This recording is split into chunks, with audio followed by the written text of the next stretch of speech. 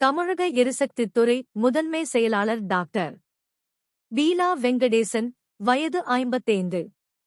IAS அதிகாரியான இவர் corona காலத்தில் தமிழக சுகாதாரத்துறை செயலாளராக செயல்பட்டார்.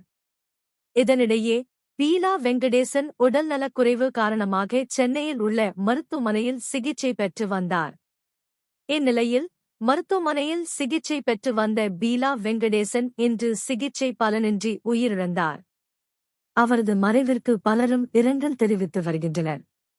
பீலா வெங்கடேசன் தூத்துக்குடி மாவட்டம் வாழையடி ஆகும். பீலா வெங்கடேசனின் தந்தை எல்யூட் வெங்கடேசன் தமிழக காவல்துறையில் டிஜிபியாக பதவி வகித்து ஓய்வு பெற்றார் என்பது குறிப்பிடத்தக்கது.